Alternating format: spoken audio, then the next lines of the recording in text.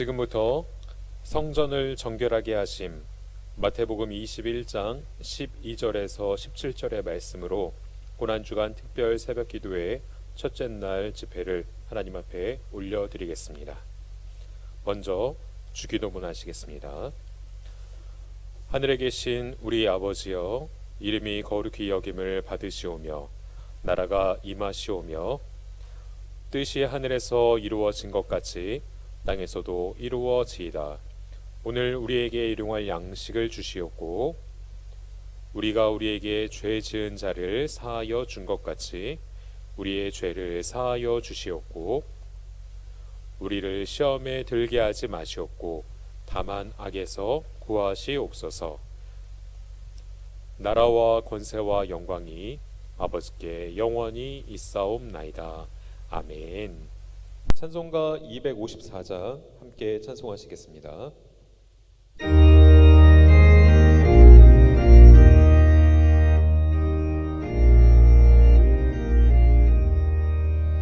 내 주의 보혈은 정하고 정하다. 내 죄를 정케 하신 주 날로라 하신다. 내가 주께로 지금 가오니 십자가의 보혈로 날 씻어 주소서. 약하고 주에도 주께로 나가면 힘 주시고 내 주함을 곧 씻어 주시네. 내가 주께로 지금 가오니 십자가의 보혈로 날 씻어 주소서. 날로라 하심은 온전한 믿음과 또 사랑함과 평안함 다 주려 함이라.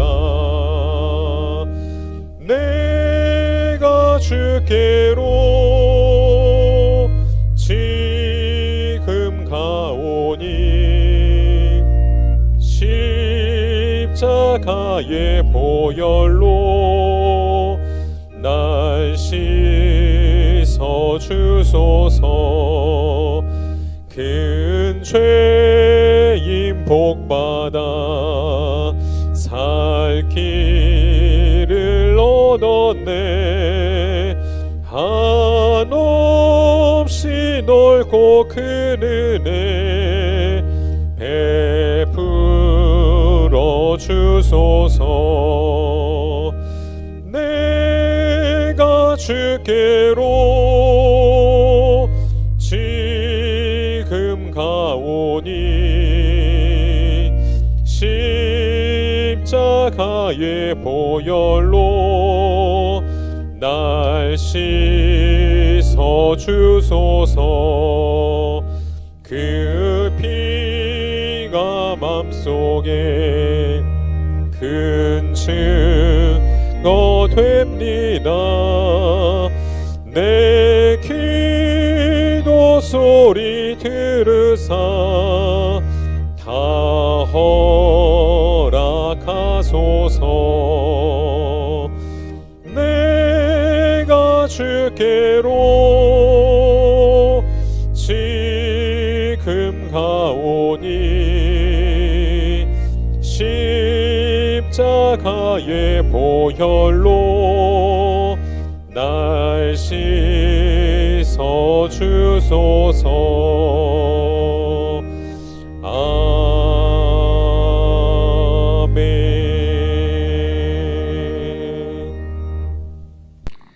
사랑의 하나님, 오늘부터 고난주간 새벽 예배를 드리게 하시니 감사합니다. 예수님께서 우리를 위해 고통당하시고 십자가에서 피 흘리셨음을 기억하며 머리 숙여 감사드립니다. 우리는 얼굴을 마주하며 예배할 수 없지만 주님의 고난을 기억하며 이 기간을 성결하게 주님을 묵상하는 한 주로 삼길 원합니다. 먼저 몸과 마음으로 금식하며 욕심을 버리고 이 세상의 불의한 것들을 떨쳐버리고 마땅히 섬겨야 할 예수님을 따라가는 저희들이 되길 간절히 소원합니다. 지금은 코로나19로 인하여 성전에서 예배할 수 없지만 각 가정에서 전파를 통하여 더욱 하나님을 사모하며 모든 성도들이 하나 되어 기도하며 예배할 줄 믿습니다. 머지않아 기쁨으로 만날 그날을 기다리며 각자 있는 처소에서 고난의 시간을 잘 견디고 부활의 나팔 소리가 울릴 때에 다 같이 기쁨의 찬양을 올릴 수 있도록 준비하는 저희들이 되게 하여 주시옵소서.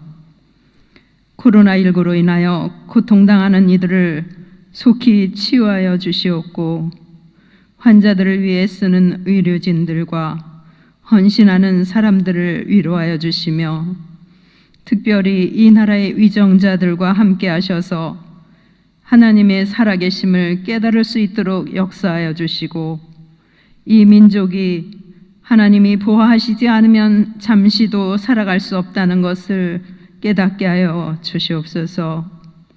이 시간 김모세 목사님을 통하여 생명의 말씀을 듣겠습니다. 우리의 마음속에 깨달아지는 은사를 주시고 깨달은 대로 살아가는 모든 성도들이 되게 하여 주시옵소서. 오늘 하루도 주님의 은총 속에 살아갈 줄 믿사옵고 우리의 소망 되시는 예수 그리스도의 이름으로 간절히 기도 올립니다. 아멘. 오늘 나눌 말씀은 마태복음 21장 12절부터 17절까지 되겠습니다.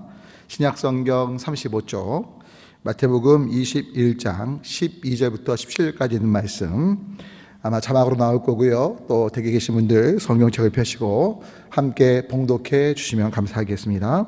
함께 봉독합니다.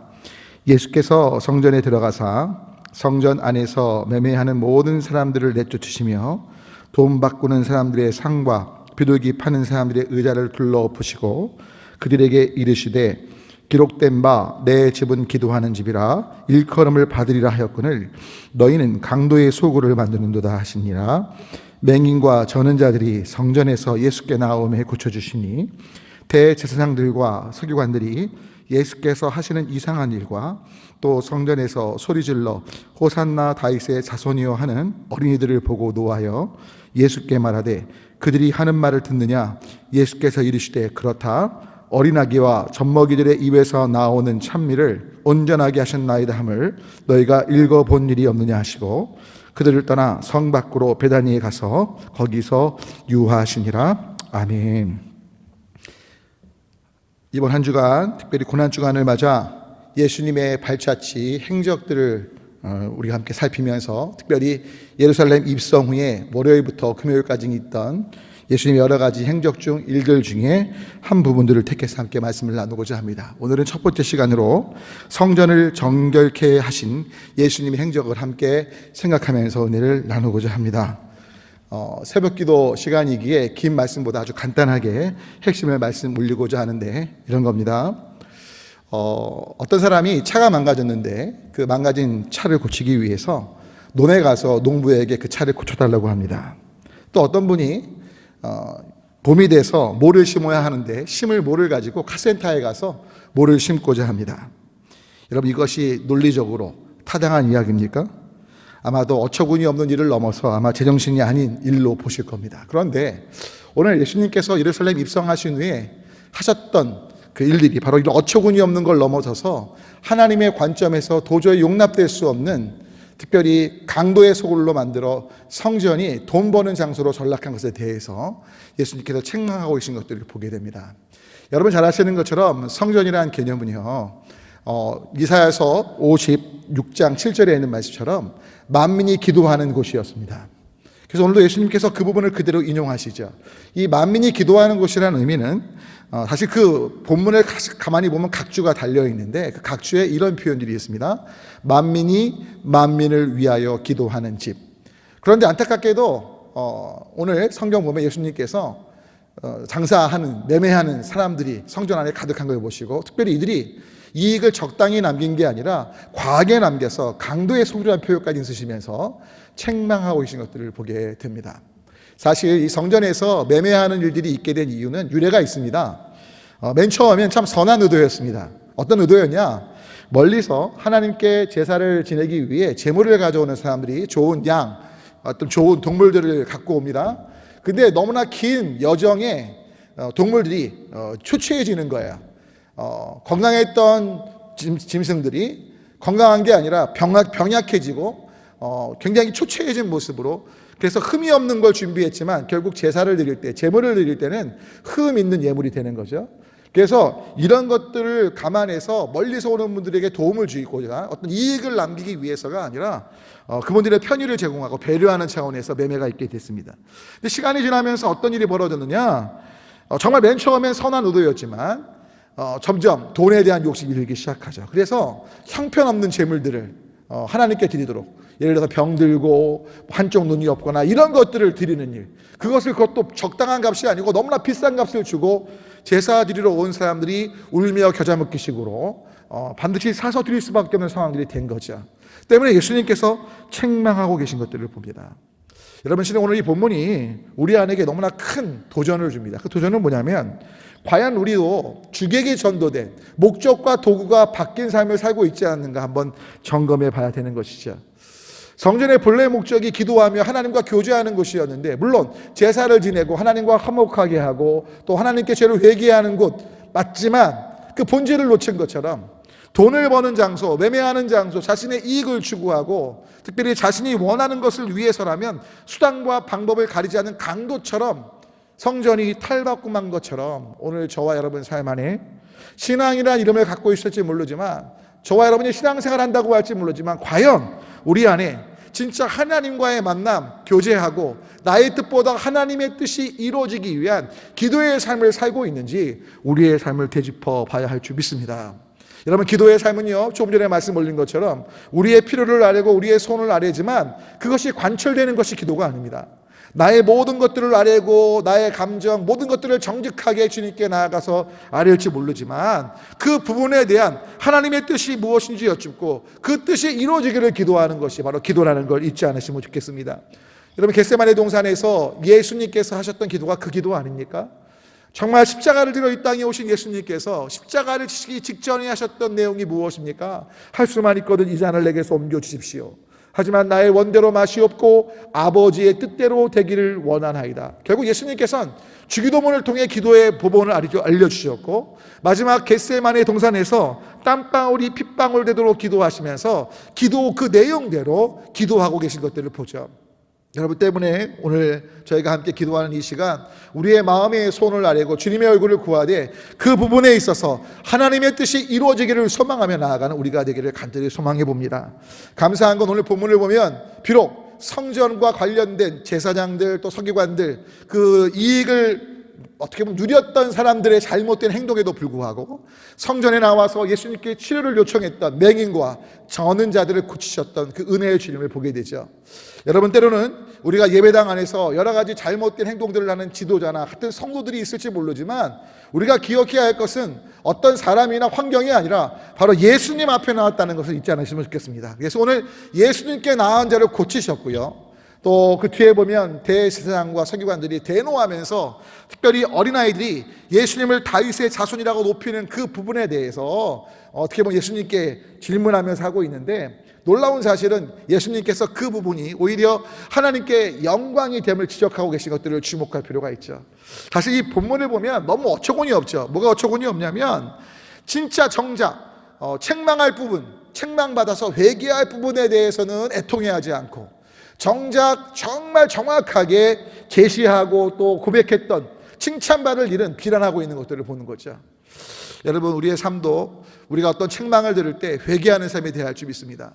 예수님께서 이들을 향해서 비난하시는 것이 아니고요, 회개를 촉구하시는 거죠. 경고하시며 돌이키길 원하시는 거죠. 그런데 이들은 그렇게 하지 않았지만 우리는 하나님의 말씀을 듣고 경고받고 권면받을 때 그것에 대해서 화내거나 분노하고 돌이키지 않는 것이 아니라 돌이키면서 회개하고 주님께 정말 겸손히 나아가 도우심을 구하며 회개에 합당한 열매를 맺어가는 길을 향해 나아가는 저와 여러분이 되기를 간절히 소망합니다. 그래서 오늘 이 시간 이 말씀 붙잡고 오늘 내게 주시는 말씀이 무엇인지, 동시에 내가 적용할 부분이 무엇인지 생각하면서 함께 기도하기를 원하고요. 코로나19로 고통당하시는 분들, 또 섬기시는 분들, 특별히 의료진들을 위해 기도해 주시고, 또 우리 교회가 건강한 교회, 또 우리 교회 환우들이나 또 다음 세대가 세워지고, 또 우리 교회가 영적인 부흥 가운데 있도록, 그리고 이 모든 어려움들이 오히려 하나님과 더욱더 친밀한 계기가 될 수 있도록 함께 기도하는 시간 되시면 좋겠습니다. 다 같이 함께 계신 곳에서 주님 또는 주여 외치고 함께 기도하겠습니다.